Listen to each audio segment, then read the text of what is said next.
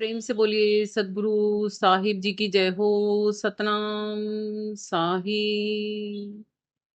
हे साहिब, आपका अनंत अनंत शुक्रिया, अनंत अनंत आभार। साहिब जी, आपकी सर्वदा ही जय जयकार।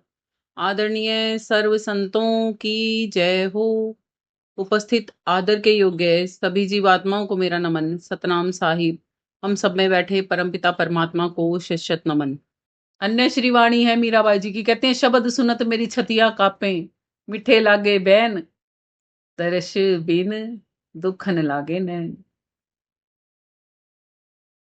देखो, बन के देखो उनके जैसा, फिर पता लगेगा उस मालिक के नजारे कितने बढ़िया बढ़िया हैं। कोई संत बता दो। गुरु नानक जी ने भी कहा है, कहते हैं कि वाह गुरु जब दिखता है ना, जब मिलता है ना, तो अलग ही मंजर हो जाता है। देखा है गुरु नानक जी की तस्वीरों में कभी? एक बस एक मुद्रा दिखाई देती है ऐसी, ना किसी भी, आप कोई भी उनकी फोटो उठा के देखोगे ना, किसी में ऐसे नहीं मिलेगी, किसी में ऐसे नहीं मिलेगी, किसी में ऐसे नहीं मिलेगी। सब में एक जैसी मिलेगी, सब में। गुरुओं की जितनों की भी उठा के देखोगे, रविदास जी की उठा के देख लो, मीराबाई जी की देख लो, आनंदमयी मिलेगी उनकी। कोई भी तस्वीर आपको बिना आनंद के नहीं मिलेगी। हर एक में एक तान पूरा हाथ में है, और क्या आनंद में, बस वो लोलीनता में ऐसे झूम रही है अपनी। क्या है वो? ना कोई वो कोई चर्चा नहीं है उनके। देखो उनकी जीवन सारणियां पढ़ पढ़ के देखोगे ना, उनके ना तो बच्चों का जिक्र है उसमें, ना परिवार का जिक्र है, किसी का जिक्र नहीं है वहां। किसी का जिक्र है केवल मात्र भक्ति का जिक्र है। उन्होंने जो वो आनंद पाया उसका जिक्र है। हाँ, और जिन लोगों ने उनको अत्यंत कष्ट दिए ना, उनका जिक्र है। जो न्यूट्रल रहे ना उनके साथ, उनका कोई जिक्र नहीं है कहीं।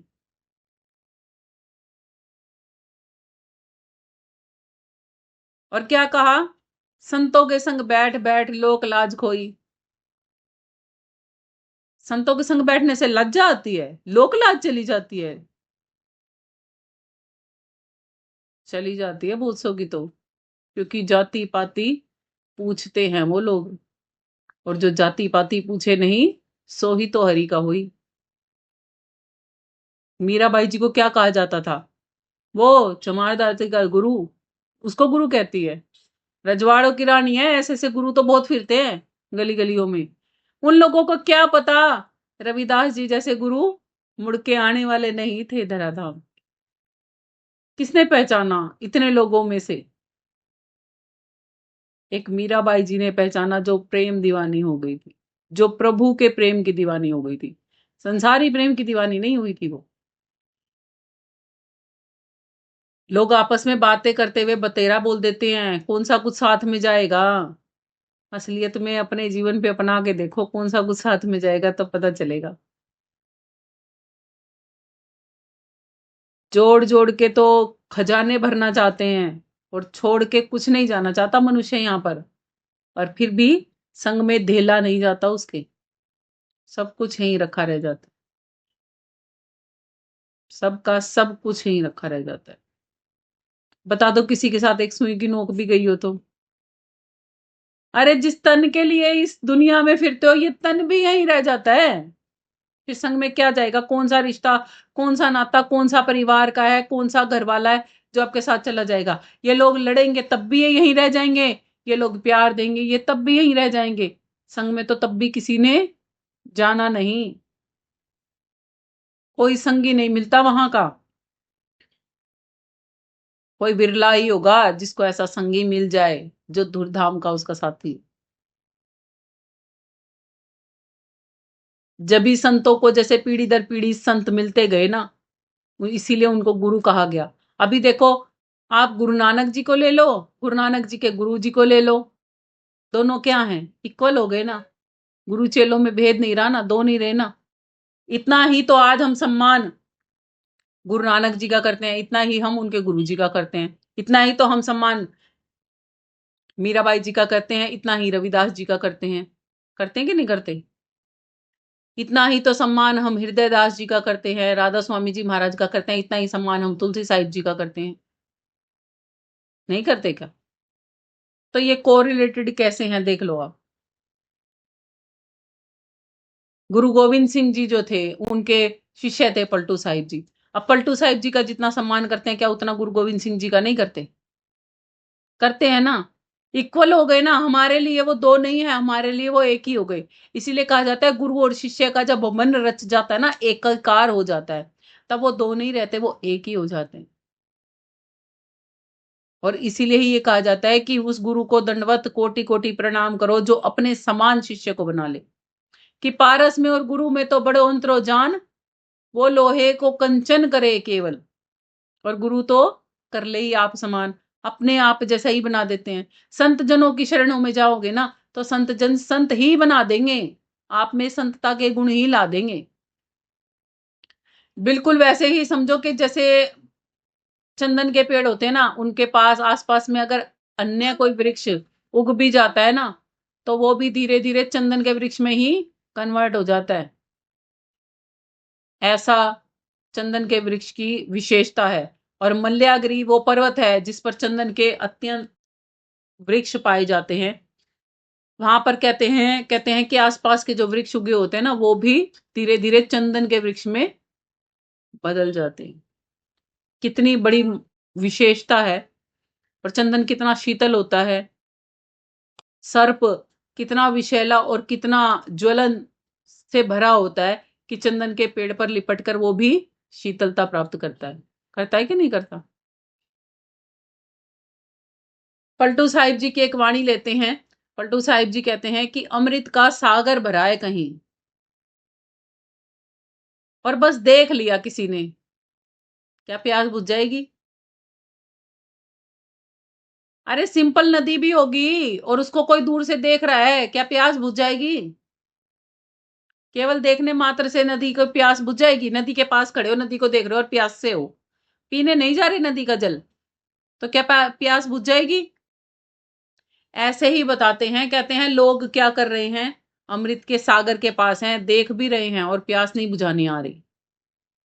जो लोग आज प्रभु भक्ति कर रहे हैं, जो लोग धर्मों से जुड़े हुए हैं, वो परमात्मा को जानना तो चाह रहे हैं मगर जान नहीं पा रहे हैं। यानी कि वो परमात्मा को देख रहे हैं मगर प्यास नहीं बुझानी आ रही, नहीं बुझानी आ रही ना, अमृत तत्व नहीं पाना आ रहा। पलटू साहिब जी की श्रीवाणी है, भजन के माध्यम से उसको लेते हैं। वो कहते हैं अपनी श्रीवाणी में, अमृत का सागर भर्यो, देखे प्यास ना जाए साधो, देखे प्यास न जाए, अमृत का सागर भर्यो, देखे प्यास न जाए साधो, देखे प्यास न जाए, देखे प्यास ना जाए, पिए बिनु कौन बतावे, देखे प्यास ना जाए, पिए बिनु कौन बतावे,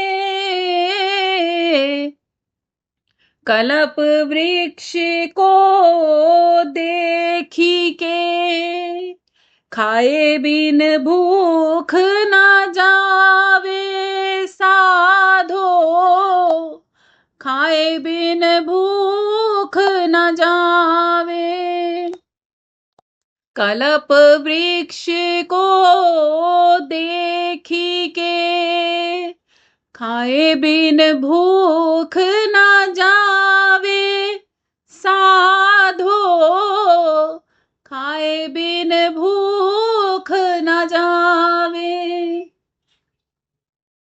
अमृत का सागर भर्यो, देखे प्यास ना जावे साधो, देखे प्यास न जावे, औरों की दौलत देखी दरिद्री नाही नशाई, औरन की दौलत देखी दरिद्री नाही नशाई, अंधा पावे आखी साचवा की वेदाई, साधो साचवा की वेदाई, अंधा पावे आखी साचवा की वेदाई, साधो साचवा की वेदाई, अमृत का सागर भर्यो देखे प्यास न जाए, साधो देखे प्यास न जाए, लोहा कंचन होए पारस की करे सराहना, लोहा कंचन होए पारस की करे सराहना, क्या मल्यागिरी की शिफत काठ को काठे रहना, साधो काठ को काठे रहना,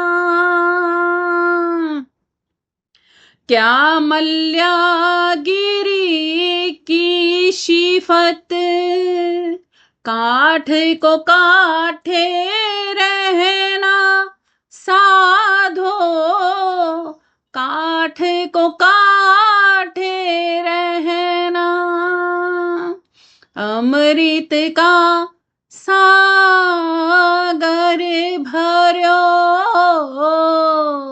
देखे प्यास न जाए, साधो देखे प्यास न जाए, सतगुरु तुम्हारे वचन को पलटू ना पतियाए, सतगुरु तुम्हारे वचन को पलटू ना पतियाए, अमृत का सागर भरो देखे प्यास ना जाए, साधो देखे प्यास न जाए, अमृत का सागर भरो देखे प्यास न जाए, साधो देखे प्यास न जाए। क्या कहते हैं पलटू साहिब जी? जो लोग साधनाएं करते हैं ना, जो देखते हैं, जो कहते हैं हम परमात्मा को देखते हैं, पलटू साहिब जी कहते हैं परमात्मा से मिलन नहीं हुआ, खाली देखा तो क्या ही देखा।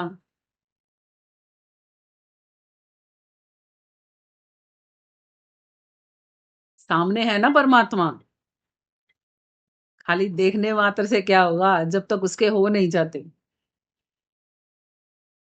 जैसे एक दूल्हा और दुल्हन हैं, अभी शादी नहीं हुई, मंडप से भी परे पहले जब दूल्हा बाहर नहीं आता है ना, दरवाजे आता है, तो खड़े हैं दोनों जने, दूल्हा भी खड़ा है और दुल्हन भी खड़ी है, अभी एक दूसरे को देख रहे हैं, विवाह संपन्न नहीं हुआ, और वहीं देखते रहे खड़े खड़े, तो क्या विवाह पूर्ण मान लिया जाएगा?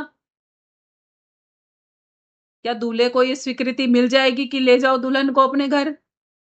कब तक नहीं मिलेगी?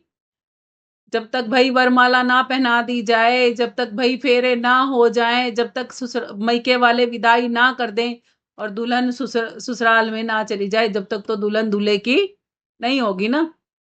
काम तो भी काफी बाकी है।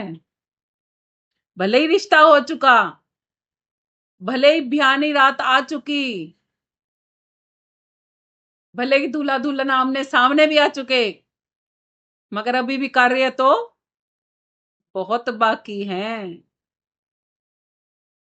ऐसे ही पलटू साहिब जी कह रहे हैं, भले ही श्री गंगा जी पर चले जाओ हरिद्वार, प्यासे हो गंगा जी को दूर से निहारते रहो, उसकी पौड़ियों पे बैठकर उसको निहारते रहो, प्यास नहीं बुझेगी। श्री गंगा बिल्कुल पास में बहने के बाद भी आपकी प्यास नहीं बुझाएंगी। क्या करना पड़ेगा उसके लिए? श्री गंगा जी के जल को स्पर्श करके अपने मुख तक लाना पड़ेगा, हाथों की अंजुली से भर भर के, या फिर गंगा जी में पूरा उतर के डुबकी मार के पी लो। करना तो पड़ेगा ना, करनी पड़ेगी ना। अब कोई गंगा जी के किनारे पर ही जाकर बैठ जाए और कहे भाई गंगा जी प्यास बुझा दो, गंगा जी प्यास बुझा दो, क्या वो बुझा देंगी?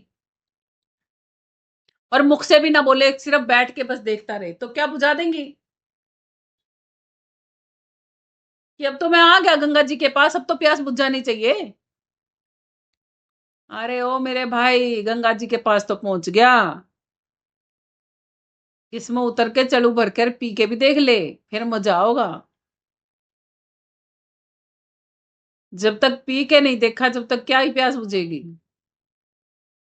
ऐसे ही गुरु से ज्ञान तो जान लिया, जब तक करनी नहीं करके देखी ना, तब तक कोई फायदा नहीं। समझ गए? कहाँ बोल रहे हैं पलटू साहिब जी?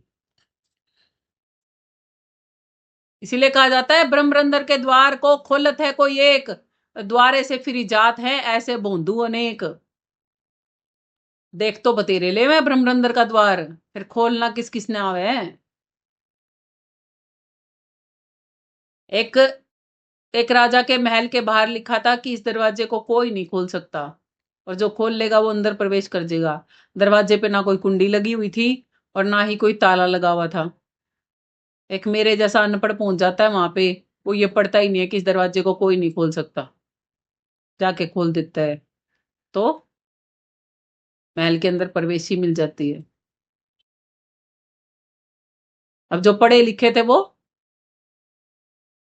पढ़ पढ़ के ही मुड़ मुड़ गए। समझ गए क्या मतलब है? संसार के ज्ञानी जो बनोगे ना, तो परमात्मा के दर पे बोर्ड लगाओ एक, कि यहाँ पे अंदर कोई नहीं आ सकता, इसके अंदर आने का किसी में हिम्मत नहीं है। संतों ने क्या कहा? परमात्मा को कोई नहीं पा सकता। फिर संतों ने कैसे पा लिया? किसी ने सोचा? क्या कहा? साहिब का घर दूर है। अरे इतनी दूर था तो फिर साहिब खुद कैसे गए? सोचा किसी ने? नहीं। क्या क्या लोगों ने भी, बड़ा मुश्किल है भक्ति करना, बड़ा मुश्किल है। अरे सारे कहते आए बड़ा मुश्किल है, बड़ा मुश्किल है। अरे उस मुश्किल काम को करके तो देखा, क्या पता सबसे आसान वही हो। तुम जो अब तक काम बजा रहे हो वो सारे मुश्किल है। मेरे से पूछ के देख लो, मैं तो सच्ची कहती हूँ, भक्ति करना जितना आसान है ना, बाकी सारे काम मुश्किल है संसार के। पानी की घूंट पीना भी मुश्किल है, वो भी गुटकनी पड़ेगी, भी बिना गिट के अंदर नहीं जावे। और परमात्मा ने पाना इतना आसान है। वो मालिक ने खुद कह रखा है, साहिब ने खुद कह रखा है कि मो को कहां ढूंढे रे बंदे, मैं तो तेरे ही पास में हूं, इतनी पास में हूं जितनी पास में तेरे और कोई है ही नहीं। अरे वो पास कहाँ है? वो पास हमारे अंदर है, और हम ढूंढते बाहर संसार में ही रह जाते हैं, अपने अंदर में उतरना ही भूल जाते हैं। और जब तक अंदर में नहीं उतरेंगे, जब तक वो परमात्मा मिलेगा ही नहीं।